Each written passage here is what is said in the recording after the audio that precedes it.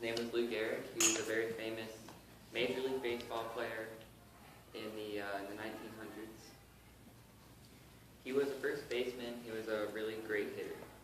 He was born in 1903, and he grew up in Manhattan. He was one of 4 children, although his 2 sisters died at a young age of whooping cough and the measles.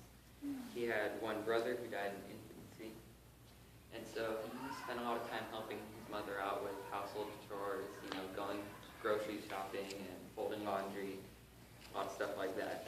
As he grew up, he loved sports and he really liked baseball. So around 17, he started getting some attention from people because, well, he was a really great hitter. People liked to watch him. In 1920, he was playing for his New York School of Commerce team, and he hit a grand slam completely out of the park in front of 10,000 spectators. Now, this really impressed a lot of people, and he was gaining some popularity. Now, despite everyone only knows him for baseball, he went to Columbia on a football scholarship, but he was caught playing a summer baseball league under a false name and was banned from sports his freshman year. Came back the next year playing football, and then the year after that, 1923, he was a first baseman and a pitcher for their baseball team. Then that year, he threw 17 strikeouts in 1 game. That and his great hitting combined and got the interest of a Major League scout by the name of Paul Churchill. Gehrig joined the New York Yankees halfway through the 1923 season. And then, well, he was just mostly a pinch hitter. His first 2 seasons, he hardly saw any time anywhere. Hardly played. He was mostly just kind of hitting. But then in 1926, they started playing him some more, and he batted .313. He got 47 doubles, 20 triples, 16 home runs, and 112 RBIs. After that, they loved him. They started playing him more. And the next year, in 1927, he had one of the greatest seasons of really any batter.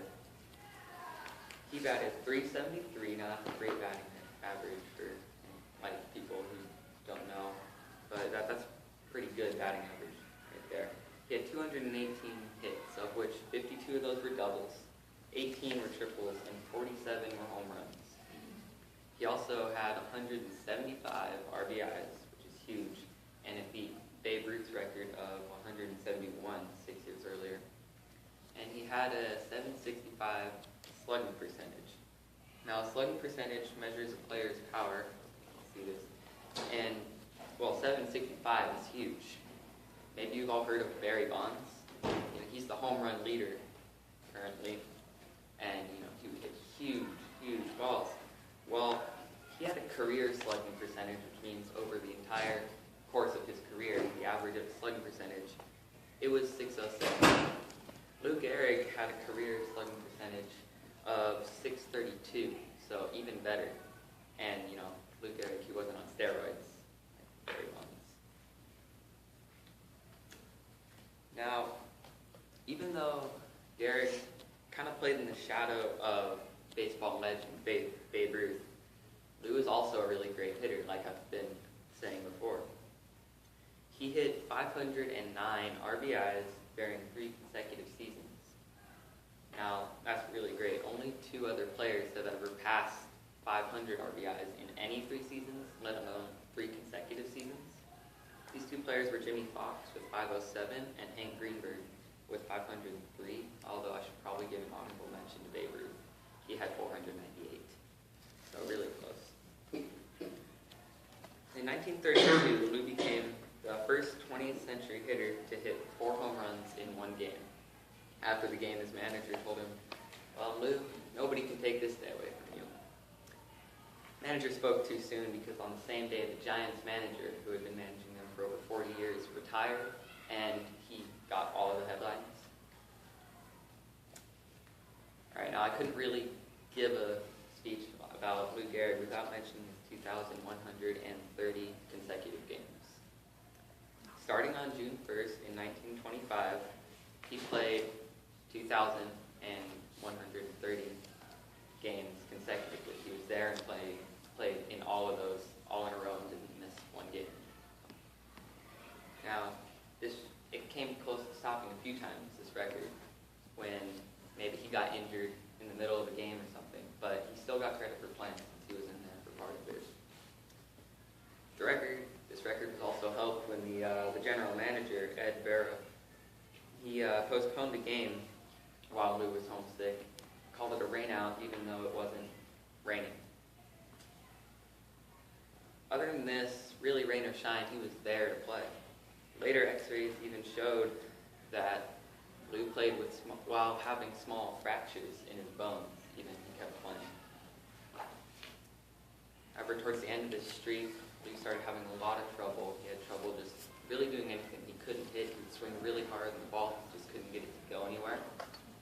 And he couldn't feel the ball. He was weak. His hands couldn't shake and couldn't control himself well. And nobody knew why, but all of a sudden he was playing really terribly.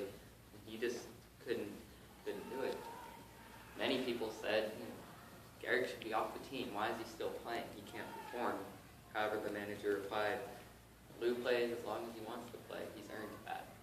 That was a really special thing to hear from a manager that doesn't matter if he's still going to play because he's earned that time. However, on May 2nd in 1939, Lou went up to the manager before the game and said, I'm benching myself, Joe, for the good of the team, because he wasn't performing as well as the other players.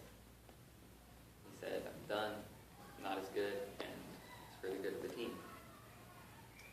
Now, the reason of this rapid decline of skill was because Lou Gehrig had a disease called ALS. ALS stands for amyotrophic lateral sclerosis. While Lou's prognosis was rapidly increasing paralysis, trouble speaking and swallowing, and a life expectancy of less than 3 years. However, his mind would remain fully aware throughout the whole time. Lou Gehrig retired, and July 4th, 1939 was named Lou Gehrig Appreciation Day at Yankee Stadium. There, Lou gave a speech, usually referred to as the luckiest man on the face of the earth, because that is what he called himself in the speech. He said even though he'd been given a bad break and had trouble, and with all the problems going on, I consider myself the luckiest man on the face of the earth to have lived such a great life and to have known all these great people. And that was, his really famous speech. That year, he was elected into the Baseball Hall of Fame. He was the second youngest person to ever be elected there. And also, he was the first player to have his uniform retired. So they retired his uniform. So now, yeah. Sadly, though, on June 2nd in 1941, the inevitable did happen, and ALS